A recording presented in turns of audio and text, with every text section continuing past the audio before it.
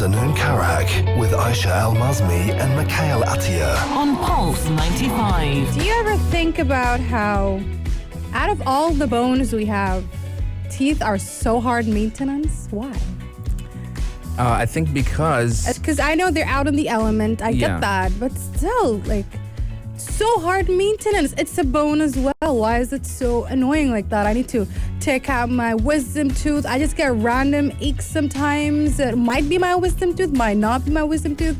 I wake up because I grind my teeth apparently sometimes, really rarely.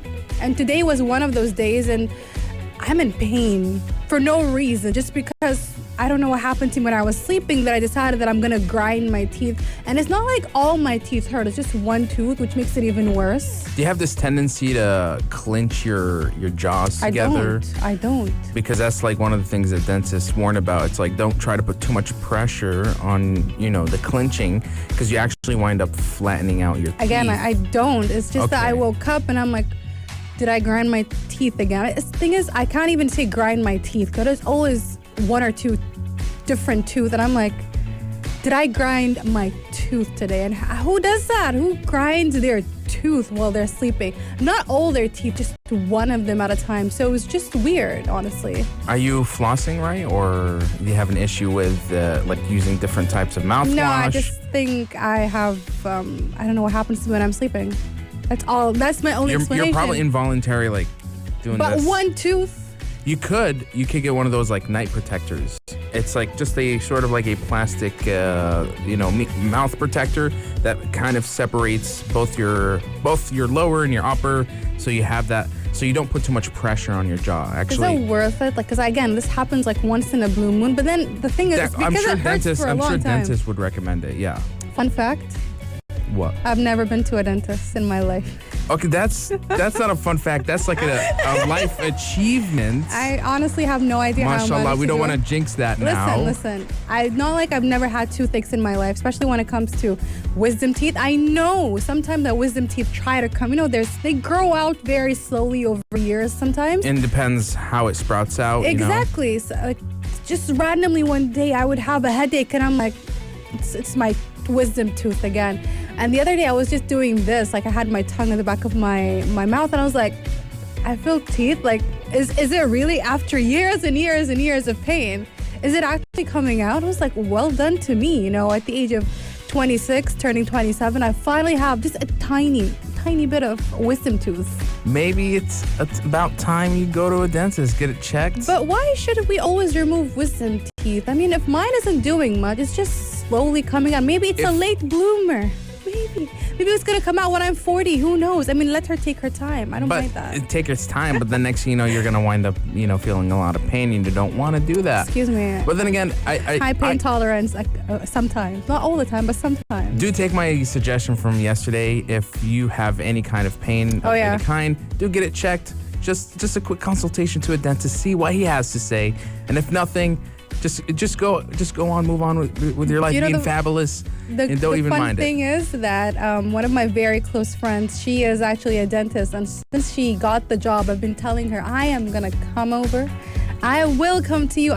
You'll be my first dentist ever. This hasn't happened. I'm gonna blame the pandemic a little bit, because that kind of delayed things. Okay, and but what now? we're not gonna delay is the stories we're gonna be talking about today on the Afternoon Karak. One of them being something I'm super excited about, and that is Wicked the musical. You guys have no idea how long I've been waiting for this movie. I've been waiting for it for over 5-6 years, and we finally have a director. We're gonna be talking about the Nintendo Switch console. Those sales have passed the 3DS. Like, imagine the entirety of the sales the 3DS had in its lifetime. The Switch has already managed to pass it in 3 to 4 years. Also, we'll be talking about Elon Musk's new brain technology. He has a couple of monkeys playing video games in their brain. Can we believe him? I cannot believe that. He's making that up. I have this belief that like technology has surpassed a certain point where like it will be like what they research won't ever get commercialized now, but maybe like in 10, 20 years. But my question, something like that. But how do we even? It's like that time when the scientists said that they erased a snail's memory. How do you know that the snail lost its memory? Did it tell you that it lost its memory? Let's get into it later this hour, and we also were talking about Sony's latest patent, something that has to do with reactive difficulty in gaming. Very innovative. There's also some Star Wars news. Lots of things going on today in this hour, so stay tuned for that and much, much more. Only here on Pulse 95. Make a hot cuppa and relax. It's Afternoon Karak with Aisha Al-Mazmi and Mikhail Atiyah. On Pulse 95. Nintendo has announced that as of the 31st of December 2020, it had sold 79.87 million Switch consoles. That's a big number. Lot. I'm surprised because I thought, for me, I know I'm a bit of a Sony pony, but I always thought that the Nintendo Switch can never reach that sort of number of units sold. No offense, but that sounds like ignorance. It is, because I thought, at the time that Nintendo is a little bit more niche. You got the big boys like PlayStation, Xbox, and a little bit of PC here, there. Again, calling it niche is also ignorance. And I've said indeed. that a lot of times, that it's not that Nintendo does not compete with, with Sony and Microsoft. It's not that. It's a completely different thing. You should put it on the side because they're not exactly the same when it comes to consoles. They're not trying to compete in the sense that they're not trying to offer the same thing. Everybody knows that Microsoft and Sony have been, again, not the same thing, but they're offering a console that you can easily compare. You cannot put the Nintendo Switch with them because they're not comparable. When I talk about things, when people go like, we should compare this and that, I always say just look at their features, look at the core of the thing. Are they really similar for you to compare them in the first place? No. Especially since Nintendo for quite a while, yes, they had the Wii and the Wii U. Those aside, they also have had mostly their success is in their handheld consoles. So can you really put a handheld console against, for example, the PS4 and the PS3? Or even the previous Xbox series? You really cannot. They're in different categories. Exactly. Maybe if it was like the PS Vita and the Nintendo 3DS, that makes sense. And even within that realm, the Nintendo was, every Nintendo console was way ahead of the PS Vita, especially if you look at even the way they utilized the cartridges. Actually, I'm talking about even the first PSP. I mean, I love the PSP, but the fact that I had to put in a tiny disc was kind of very weird. Meanwhile, Nintendo always had those cartridges from the very long time, since the 90s, so they've already went way ahead when it comes to the handheld consoles. So that's when you go like, yeah, Nintendo's really good at this, Sony's really not really good at this. But when it comes to the Switch, even though the Switch is also a console now, it's a bit of a hybrid, yeah. It is a bit of a hybrid, and the fact, honestly, the moment I heard the click sound when the presentation first came out a really long time ago, I knew it was a winner. Like, me being a Nintendo fan aside, I knew it was a winner because it catered to something that I know a lot of people wanted. And I always also say that technology usually answers. The successful technology, the ones that do great, are the ones that answer a question or a problem that you didn't even know you had. And the Nintendo Switch did exactly that. I've always thought that I love my PS. It had amazing games, and it's amazing. But sometimes, and again, this sounds funny, I want to lay down and play something. I want to move around. I want to take my console and play in the living room, then I want to move to my room maybe. I want to be able to have that movement. So when the Nintendo Switch came out, I was like, have they been in my mind? That's exactly what I needed. And that's what everybody needed. And then when they started becoming more open and allowing a lot of these big games from all kinds of third-party developers and managed to somehow compress them enough for a Nintendo Switch for them to operate. I mean, we got Witcher 3 running in there. Witcher, you have Skyrim, and you have Assassin's Creed, and you're like, they managed to do that. So they're doing really well within that realm. So I'm not really surprised that they did this. And even the Switch Lite has actually been, very successful because, again, that's what they do when it comes to the Lite versions. They're like, here is a cheaper version of the console you really love. So a lot of people are able to buy it because this combines both the Nintendo Switch and the Nintendo Switch Lite. Well, the numbers speak for themselves. We're definitely waiting for any news from Nintendo Switch Pro. I don't know when that's going to ever happen. Again, I'm guessing around March. That's my guess. Hopefully. Fingers crossed. Inshallah. We're also waiting on Nintendo's showcase, indie showcase, whenever that comes out. But until then, we'll just have to wait and see. Something that has been long in the waiting and in the making, a Wizard of Oz musical. Aisha apparently is a huge fan of this. And love Wicked. Kristen Chenoweth and the fantastic Idina Menzel. We're going to finally see it on film. Let's talk about that. Wicked, the musical. Make a hot cuppa and relax. It's Afternoon Karak with Aisha Al-Mazmi and Mikhail Atiyah. On Pulse 95.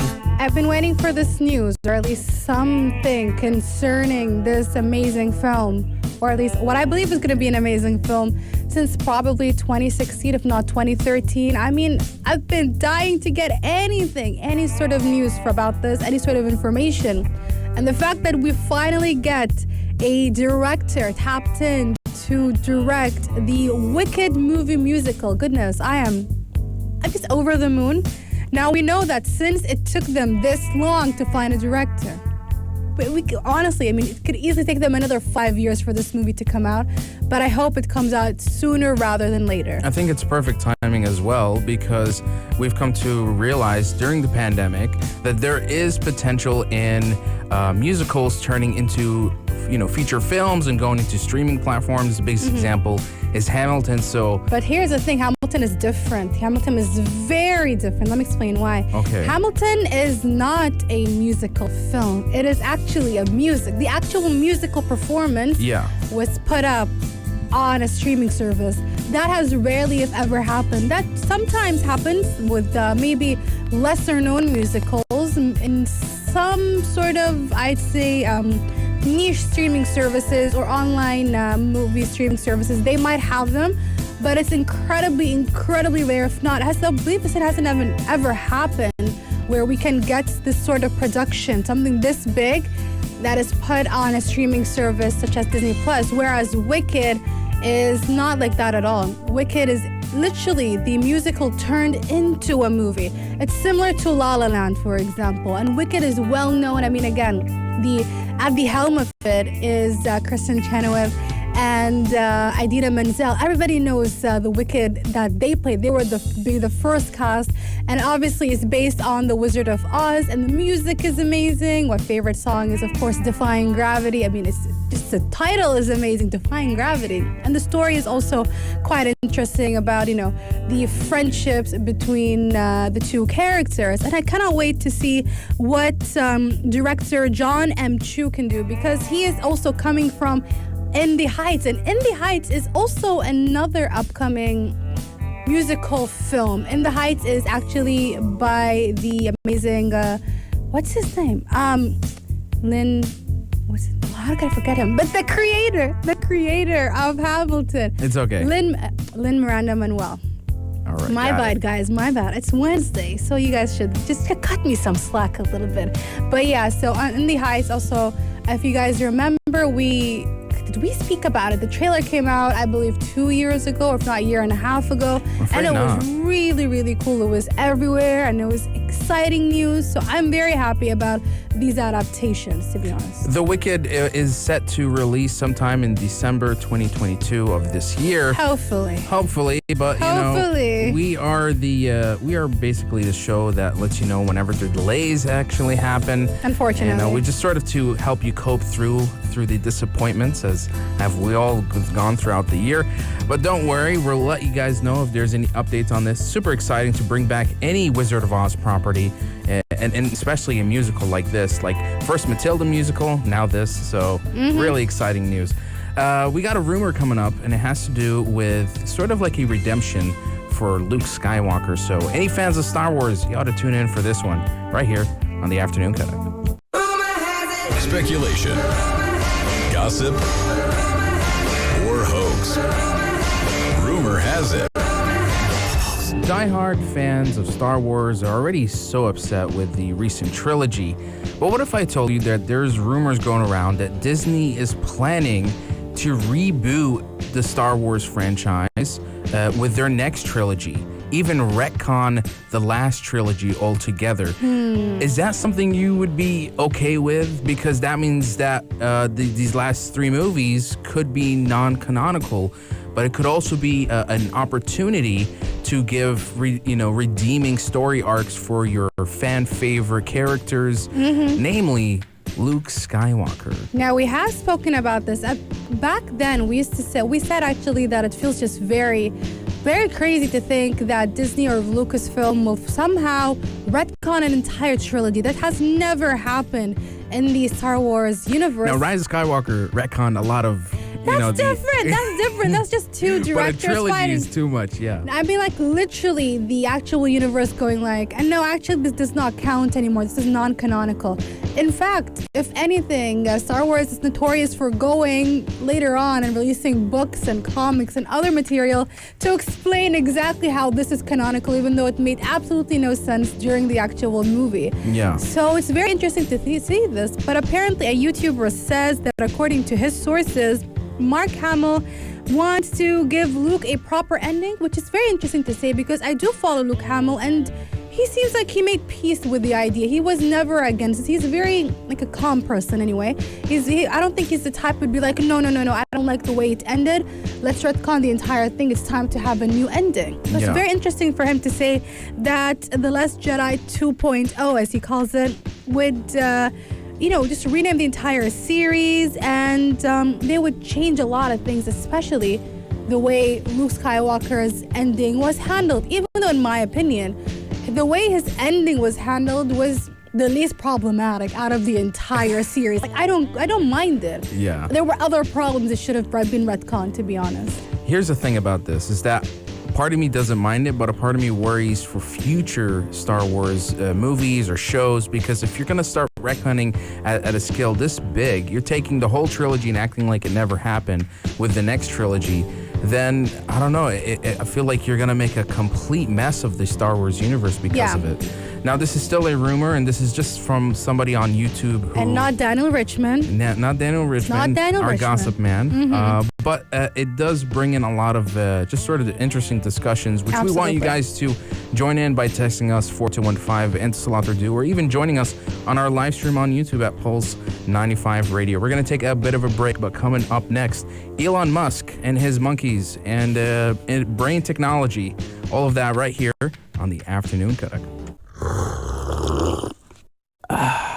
Make a hot cuppa and relax. It's Afternoon Karak with Aisha Al-Mazmi and Mikhail Atiyah on Pulse 95. Elon Musk said a while back that they've been trying to work on some brain technology with his one of his many companies, Neuralink. And according to him now, which I absolutely cannot and refuse to believe, he says during a podcast called The Clubhouse that they have successfully managed to wire up a monkey's brain to play video games. You think that's too much? That's not believable? Do you know that meme or that joke or that well-known phrase is like, you never stop to think why instead of how?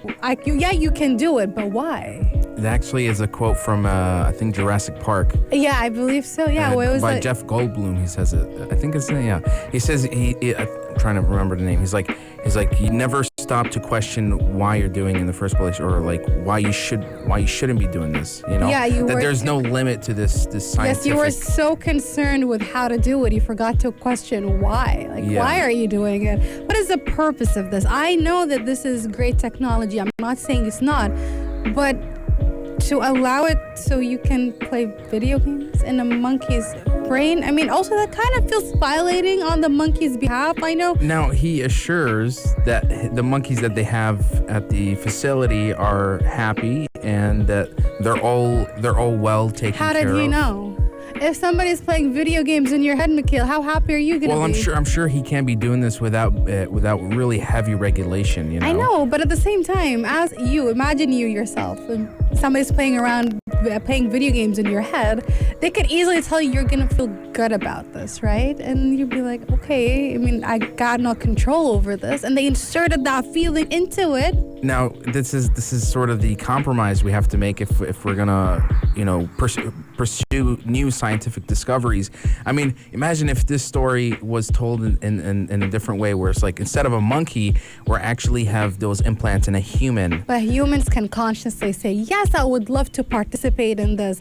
If they say that they do not want to participate in this and they were forced into it, then that would be considered, a crime. Now, I understand that it's necessary to use some animals when it comes to scientific exploration. I'm not against that. I understand that fully. My question is, why are they allowing people to play video games in a monkey's brain? Now, Elon, he explains that the goal of this whole brain linking technology and playing video games is to address brain and spinal injuries and making people's lost capacity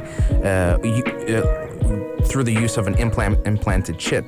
So I think the first stages of this is, video games, because video games can be interactive and something that maybe the mind could easily, be able to utilize so that, I don't know. I'm not a scientist, but I'm trying to believe that video games is just a tool in trying to slowly uncover this type of tech. I agree with you, but I feel like if you think about it, when they say video games, it's most likely something incredibly primitive in the sense that maybe something is moving around and whatnot. But I believe they could have, again, I'm not a scientist either, but I feel like this is part of Elon Musk's way of trying to sensationalize a story, of trying to make it controversial, rather than actually contributing to science. Yes, he is somewhat contributing to science. I'm not saying they're not. But I feel like the whole, we're playing video games through a monkey's brain is just something that they wanted to Something about it sounds immoral? Or? No, just wanted to make it sound so crazy that people start having discussions about it. It's maybe much more boring to say, what's more exciting? Playing video games through a monkey's brain? Or maybe adjusted a monkey's behavior in terms of making them less angry. What sounds much more crazier, especially if you're talking about it on social media or a podcast? It's definitely playing video games in a monkey's brain, which is why I'm like, why? I'm not against the technology. I'm not against using. I mean, it's a very gray area when it comes to using animals when it comes to science and whatnot. Are you against it? Are you with it? That's another discussion.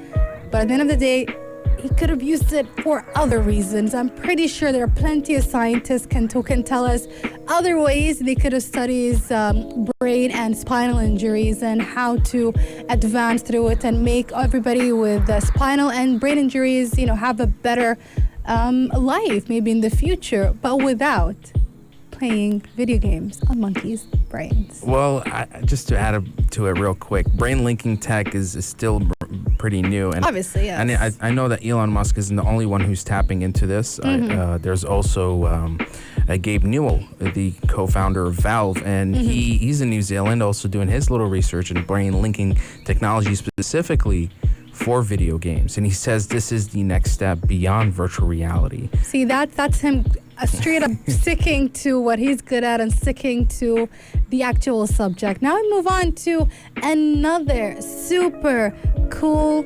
invention, perhaps in my opinion even more cooler than playing video games in a monkey's brain, and that is Nike and their hands-free sneaker. Stay tuned for that. Make a hot cuppa and relax. It's Afternoon Karak with Aisha Al-Mazmi and Mikhail Atiyah. On Pulse 95. Year in, year out, usually, all these shoe competitors come out with almost the same things. They usually have some gimmicky tech that they place into the shoe. I remember there was the whole Nike Air, bottoms where whenever you walk, it feels like you're walking on a cloud thing. And that's not gimmicky. That's really nice. Walking is incredibly difficult, okay? Do not underestimate walking. You know how you're walking I'm not patronizing anybody. When you're walking for a long time and then just the feet hurts, a lot of shoes and sandals and slippers, etc. A lot of them look nice and they look amazing. The design is really cool, but they're incredibly uncomfortable. And expensive. So sometimes it's like, is it really worth it? Is it really, really worth it to get this? I mean, it looks good, but can I walk in it for more than an hour? Most likely not. So all of these things are super cool in my opinion, to be honest. This time around, Nike is coming out with something that's... Nike. Let's put Nike, Mikey. All there right. you go. Mikey likey. Mikey, ooh, Mikey likey. So Nike has come out with what seems like a revolutionary design. They're coming out with these new product line called the GO FlyEase, and it's apparently going to be the first ever hands-free shoes. But now you're trying to imagine, like, what do you mean by hands-free? I need to actually use my hands to put my, to wear the shoes. But apparently from the design, I'll try to help you guys imagine it. Think of a shoe and that has a hinge right in the middle and that you can sort of open it up and just sort of pop your leg in easy. And as you put your leg in, I would say the heel part of the shoe kind of clicks back, and you didn't even have to use your hands in the first place. Exactly. Now, the reason why this is super cool, besides the fact that, hey, we don't need to ever use our hands anymore to ever wear this, and this probably can easily revolutionize the shoes industry, not even just the sports shoes industry, is the fact that this is a win for disability design, because people who cannot perhaps find difficulty to reach down and wear their shoes, now this is a big, massive win for them. In fact, in 2012, Matthew Walzer is a teen with cerebral palsy. He actually wrote to Nike asking for athletic shoes for disabled people or people of determination. So even though this is 8-9 years later, we're so happy to see that this is actually come to life. And I understand why it probably took this long, because we're so used to the idea that it's normal to reach down and just adjust your shoe. And we forget about different groups in society where those simple things are taken for granted for us, but for them is incredibly difficult. So I'm super happy for the people of determination who can easily, be able to, do something so simple without, it's a step towards their independence, to be honest. Definitely. So super incredibly happy for them. I'm also happy for everybody. It's a win-win for everybody. But here's an issue.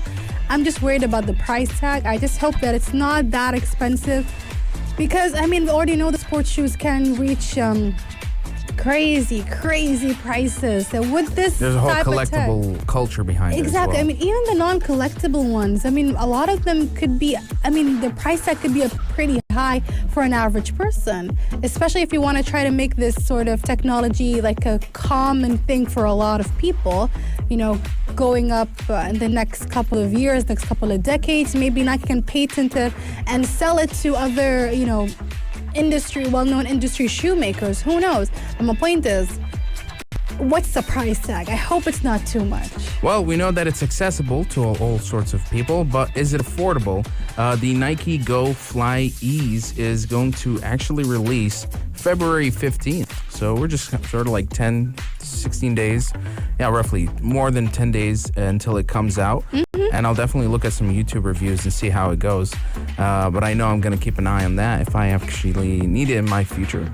I actually need to get rid of my shoes. I need to buy some new ones. Maybe those are the shoes you should be investing in and adding to your collection. Coming up next, we've been talking about patents. Now, this patent is for Sony, an AI that could change the way games balance enemy difficulties. Stay tuned for that.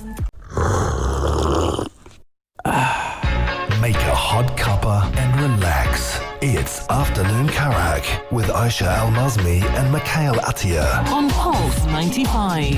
Another Sony patent has sprung out of nowhere. Usually people are looking through the U.S. public patent archives, and this new one is titled Use of Machine Learning to Increase or Decrease Level of Difficulty in Beating Video Game Opponents. Now, just to sort of explain it in layman terms. I need that. That's the easiest way of saying it. Aisha really needs this technology to be adapted into the nearest video game by Sony as soon as possible, please. I beg you. So what this patent is trying to say is that it is going to have an AI that will slowly understand your level of skill when you play a game. And by doing so, it will react by providing you a set of difficulties or challenges. So if you're really good at the game, the difficulty slowly rises to be a little bit more challenging for you. And if it's too challenging for you, then it will actually decrease this difficulty, making certain opponents or certain challenges a little bit more doable. Now, I really like this because it makes the video game loop more dynamic. There's this whole thing that developers have, this philosophy of the gameplay loop. If you can't make the first 15 seconds of a video game fun and keep it going for those next 15-second loops, then the game is not playable, you know? And that's something they constantly struggle with.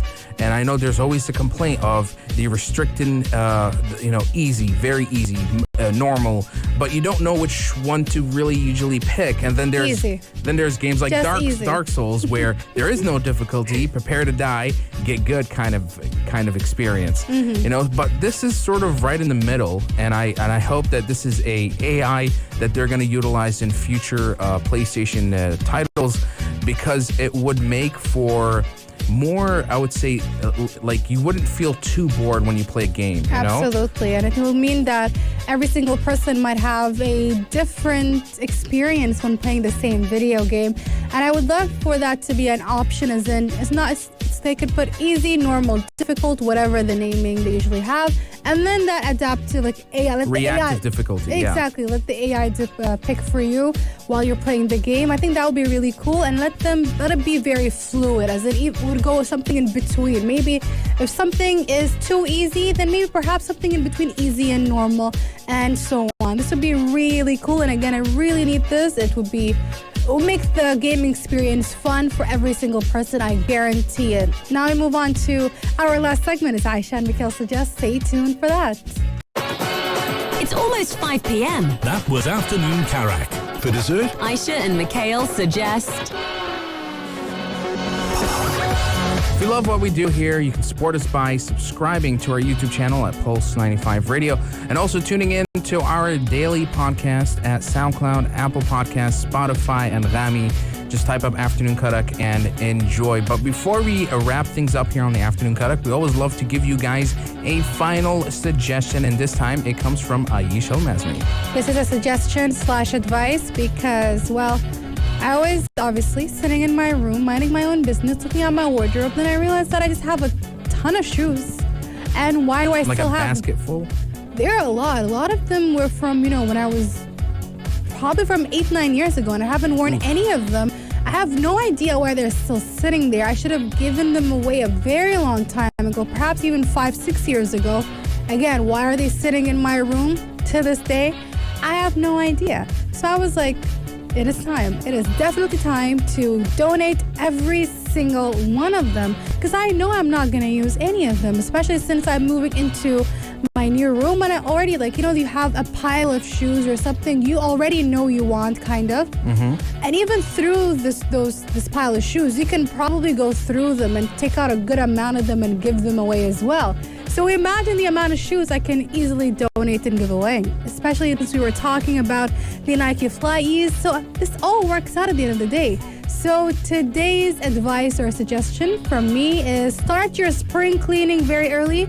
It's February, the weather is getting warmer, and everybody talks about spring cleaning this, spring cleaning that. To start it off, kick it off by actually going through your piles and piles of shoes, because I feel like shoes are the easiest where you can just end up piling up for no reason. Yeah. You just keep on buying them, like, yeah, I do want this, but actually you don't really need this anymore. So you can easily go through all these boxes, through all these cabinets, all these wardrobes. Make sure you look through them very carefully. Look at them and think very carefully. Do I really need this pair of shoes? When was the last time I wore them? And one of my good friends, Umnia Saleh from Future Talk, actually told me that, actually my other best friend as well, Hannah, shout out to both of them. They both told me in separate occasions that we usually hold on to things we really do not need because we're like, we might need it one day. Here's the thing, if it's something that is, something you can never buy ever again, then perhaps keep it as long as possible. But if it's something that you haven't worn in like 2-3 years and you're like, maybe I'll wear it. You're just hoarding after that point. Exactly, especially if it's something like a t-shirt and you're like, I'm pretty sure I can find the exact same t-shirt at any place for any price. If I really wanted one in the next couple of months or weeks, I can get another one. So it's not a big deal. Give it away. There's probably somebody who probably needs it way more than you do, better than is collecting dust in your wardrobe or wherever you put your shoes and clothes. So donate your shoes tonight. Go through everything. You've got the weekend as well.